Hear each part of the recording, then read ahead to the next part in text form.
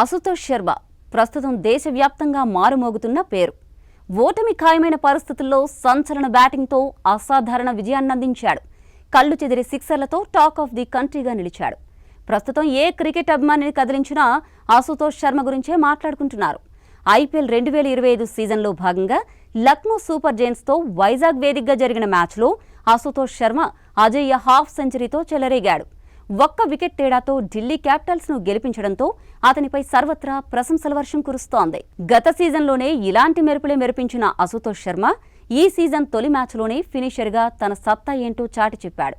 Impact ప్లేయర్గా 8వ స్థానంలో బ్యాటింగ్కు దిగి ఢిల్లీకి మరచిపోలేని విజయాన్నందించాడు.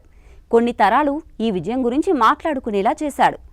నిజానికి అందరిలానే అశుతోష్ శర్మ కూడా కష్టాల్లో నుంచే స్టార్గా ఎదిగాడు. మధ్యప్రదేశ్లోని రాట్లంలో పుట్టిన అశుతోష్ శర్మ క్రికెటర్ కావాలనే తన కల కోసం ఇండోర్కు వెళ్లాడు. తన కల నెరవేర్చుకునే సమయంలో ఎన్నో ఇబ్బందులను ఎదుర్కొన్నాడు. ఆర్థిక సమస్యలను అధిగమించేందుకు లోకల్ టోర్నీలో అంపైరింగ్ చేయడంతో పాటు చిన్నా చితకా పనులు చేశాడు. మధ్యప్రదేశ్ తరపున అండర్-16, అండర్-19తో పాటు దేశవాళీ క్రికెట్ ఆడాడు. ఫస్ట్ క్లాస్, లిస్ట్ ఏ క్రికెట్లో పెద్దగా రాణించకపోవడంతో అతనికి ఎక్కువగా అవకాశాలు లభించలేదు. టీ20లో రాణించినా గుర్తింపు దక్కలేదు. ఆ తర్వాత అతను రైల్వేస్ జట్టుకు ఎంపికయ్యాడు. 2023 సయ్యద్ ముస్తాక్ అలీ ట్రోఫీలో 11 బంతుల్లోనే హాఫ్ సెంచరీ చేసి యువరాజ్ సింగ్ పేరిట ఉన్న 12 బంతుల అర్ధశతకం రికార్డును బ్రేక్ చేశాడు. దాంతో తొలిసారి అతని పేరు భారత క్రికెట్ వర్గాల్లో వినిపించింది. అతని బ్యాటింగ్కు ఫిదా అయిన పంజాబ్ కింగ్స్ ట్రయల్స్కు ఆహ్వానించి జట్టులోకి తీసుకుంది. గత సీజన్లో పంజాబ్ కింగ్స్ తరపున అరంగేట్రం చేసి అశుతోష్ శర్మ శశాంక్ సింగ్తో కలిసి సంచలన బ్యాటింగ్ చేశాడు.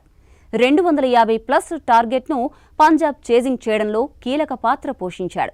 మరికొన్ని మ్యాచ్ల్లో మెరుపులు మెరిపించినా పంజాబ్ను గెలిపించలేకపోయాడు. కానీ అతని బ్యాటింగ్ అభిమానులను ఆకట్టుకుంది.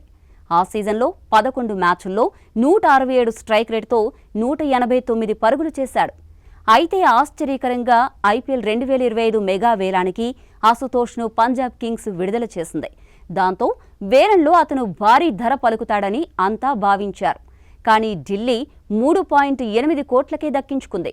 ఇంత తక్కువ మొత్తమే దక్కినా అశుతోష్ ఆటలో మాత్రం ఏమాత్రం దూకుడు తగ్గలేదు.